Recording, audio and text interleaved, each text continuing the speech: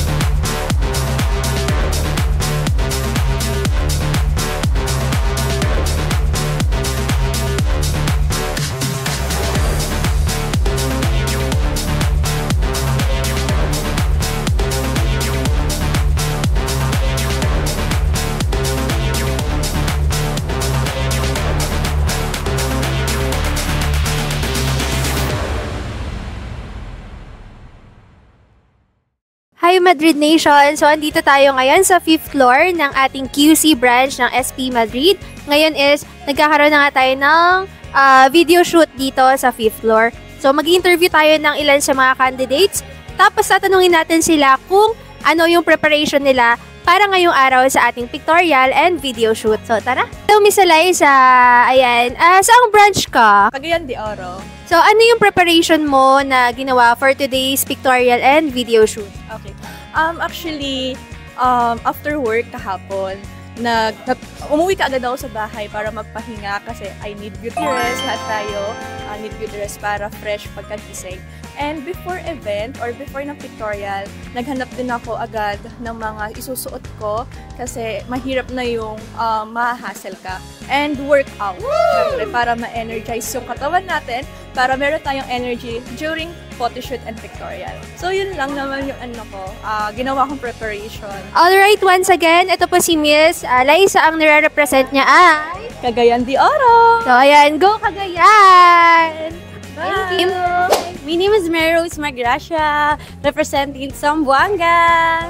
Ayan, Miss Mary Rose. Anong preparation yung ni-ready mo for today para sa ating pictorial and video shoot? Ayun, hindi ako kumain ng rice kagabi. Nag-chocolate lang. And then, syempre, itong damit natin, galing sa baon. Ayan, guys, please don't forget to support Zamboanga City. Hi everyone, my name is Jessa Limbot, 21, representing General Santos City. Yung preparation namin, naghanap kami ng team ko ng damit and hindi kumain. Ayun lang po. Shout out kay Miss Ron and kay Noel and then Team Jensen. Please support Madrid Jensen. Thank you! Nakita niyo naman na lahat ng kandidata ay pinaghandaan ang kanilang pictorial and video shoot. Tara, samahan niyo ako, silipin natin ang kanilang Barbie look.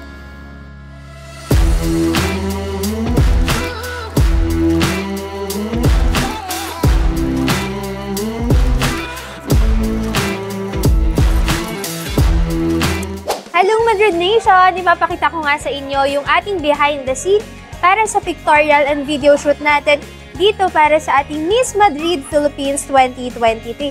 So, samahan nyo ako at tignan natin, kamustahin na rin natin yung iba sa mga candidates. So, let's go! Ayan, Madrid Nation, makakasama natin ang isa sa mga Barbie nating kandidata. So, pakilala ka muna. Hi, I'm Mariel from Makati. Alright, so from Makati branch, Miss Mariel, anong preparation ba yung na-ready mo for today's photoshoot and video shoot? Siguro sa akin natulog lang ako ng maaga. Hi, Madrid Nation. Please support Makati for Madrid Philippines 2023. My name is Shermala, representing Pangasinan. I hope guys na isupport nyo ako together with my branch. Ano pong preparation yung ni-ready nyo para sa pictorial and video shoot today? Tulog ako ng maaga, nag-search sa Pinterest, nanonood ng ANPM. Thank you! Isa sa mga hindi magpapakabog, syempre, ang kilala na HR dito sa ating Bedrock Quezon City branch. So tara, tanungin natin si Miss Erica. Hello everyone! So I am Erica. I am representing Quezon City. So yung ginawa ko na preparation for this pictorial or photo shoot is nakipag-coordinate ako sa team. Especially with Miss Eliza. Siya kasi yung nag-isip lahat ng style, kung ano yung susuotin, makeup, and also very thankful talaga ako sa team. Everyone, let's support Quezon City. Bukod sa mga candidates, isa rin sa mga pinaka talagang nag-effort at napagod ng araw na to ay ang ating media team. Kaya naman alamin natin ang kanilang mga opinyon para sa ating pictorial and video shoot today. Tara! Sir Cardo! Hello! Ayan, kamusta naman yung araw mo ngayon as a videographer and photographer para sa ating Miss Madrid Philippines 2023? And so far, so good. Nakakapagod pero worth it naman. So, abangan lahat ng viewers natin kung ano yung kakalabasan ng aming mga videos and photos. So, sobrang exciting. Abangan nyo, Miss Madrid 2023. Ayan, tanungin natin si Mr. Gerald kasi from PITX French pa siya and hindi siya ready. Pero tatanungin natin siya, Mr. Gerald, how's your experience ngayon dito sa ating photoshoot and video shoot for the Madrid Philippines 2023 preparation? Kamusta?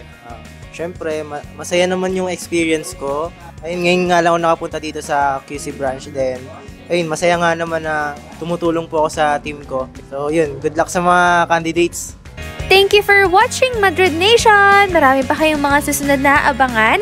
Dito lang yan sa Miss Madrid Philippines Diaries!